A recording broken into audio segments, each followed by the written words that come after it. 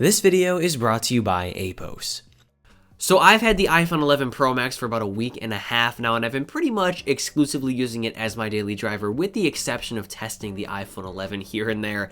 And today I want to compare it to my previous daily driver, which I've really loved using for the past year, the iPhone XS Max. And today I'm going to be comparing its key distinctions, so I will help you determine whether it's worth it or not to upgrade from the previous gen to the current gen, and also decide between these two phones as they are still being currently offered by Apple. But before we continue here, I'd really appreciate it if you leave a like on this video, comment if you have any questions, suggestions, or opinions, as the algorithm likes that, and will help push my content to more people. So without wasting any more time, let's jump into this full comparison. To begin with design, both these phones are fundamentally identical despite their obvious key visual differences. They sport the same recycled iPhone X design that was introduced in 2017, and if you put these side by side, you can absolutely not tell the difference between them from the front. The back glass material look and feel are also very different. We have glossy with the last gen and matte with the current gen. I like them both, but I actually kind of miss the glossy look that we have here. I think this looks very pretty, but this looks equally stunning, I think. And we also get a new color here, the midnight green with the 11 Pro Max, which I am thoroughly enjoying.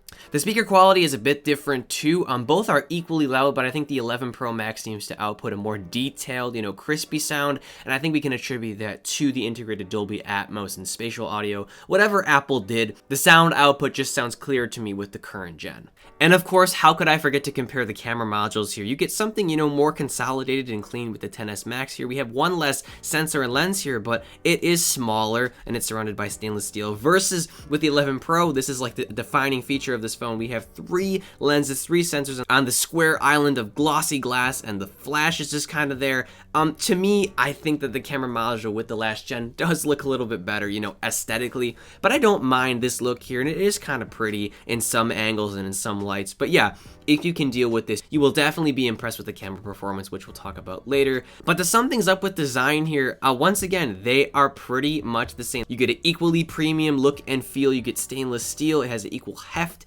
Both feel really nice in the hand, but I gotta say, there really is no reason to buy one of these over the other or to upgrade just for the sake of design.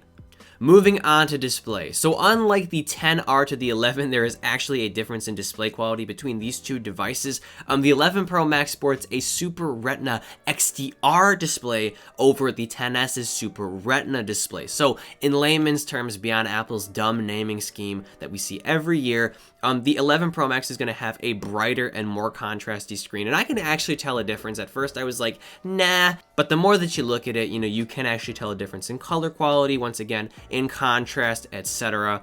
And there's also no more 3D touch with the 11 Pro Max, so it's somewhat of a downgrade, I think. But iOS 13 has kind of neutered 3D touch anyway, so there really is no reason to buy the XS Max just to preserve that feature. But yeah, both are great for media consumption, navigating through the UI, doing your everyday stuff, watching movies, YouTube videos. There really isn't too much of a difference between them. I say they're like 85 to 90% the same to most people. And even for me as a tech head, even though I like to get my hands on the latest and greatest devices, the display, especially with these phones, should not be a deciding factor.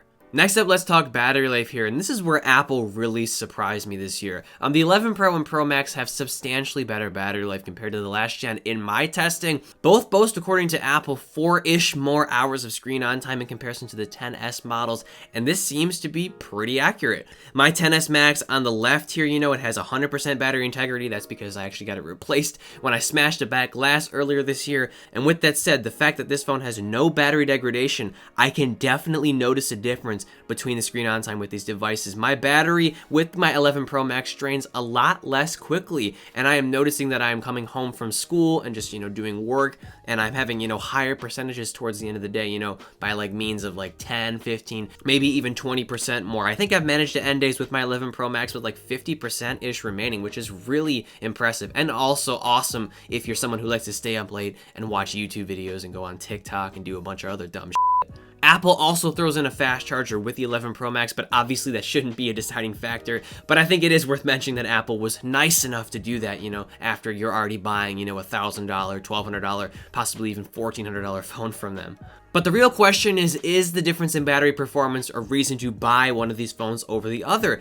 And I gotta say, It's definitely more of a reason than display or design. You're getting significantly more screen on time with this device, and if you're somebody who needs to get every ounce out of their phone during the day, you have really heavy usage, you're really reliant on your phone, then if you don't have either of these, then I would say definitely pick up the 11 Pro or the 11 Pro Max. Both have this substantially boosted battery life. But if you're with the 10S and the 10S Max, I wouldn't say this is a feature you should upgrade for. I'd say, stick around and find out about camera. And if you like the camera enough and you decide to upgrade, this will just be a nice little addition rolled in. Next up, let's talk camera. And this is where things really do get different. As we know, the iPhone 11 Pro Max sports an additional camera on top of the dual lens setup that existed before. We now have an ultra wide lens, which is great for getting more into the frame, whether you're taking a landscape shot or taking photos in tight spaces. And as we know, the 10S and 10S Max just have a wide and telephoto dual lens setup here. And beyond the hardware, the image quality has definitely gotten a boost this year with the 11 Pro. Photos taken with the newest gen phone are noticeably sharper. Color and dynamic range have also been improved as well here. The front-facing camera has also been improved this year. We now have a 12 megapixel sensor in comparison to last year's 7 megapixel sensor. It's also wider, so you can get more people into your selfies and videos. And speaking of video, you can now take 4K video with the front camera here on the 11 Pro and 11 Pro Max. If that's important to you, it might make a difference if you vlog with your phone, for example. And not only does it get the same image quality treatment, like portrait selfies look a lot better, I think, in terms of dynamic range and sharpness. And you also get slow motion recording capability with the front camera here, so you can take, drum roll please, Slowfies! Just another fantastic name made by Apple. Night mode has also been introduced with the iPhone 11 Pro this year, and it offers much better performance in low light environments. I'm actually very impressed here with what Apple has done. And yes, it did take them a little while to implement it, but they have implemented it very well, and the image quality just looks amazing.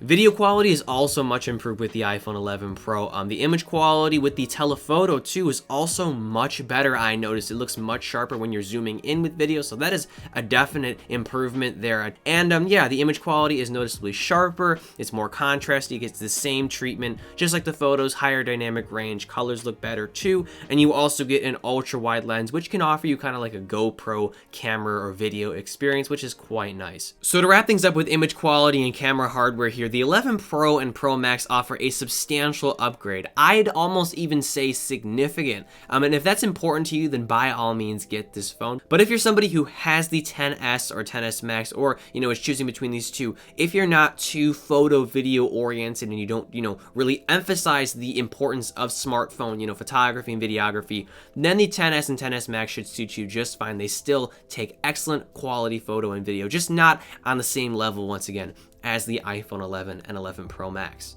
Last up, let's talk performance here. So for everyday, single core oriented tasks here, as we can see, the single core scores aren't too much different.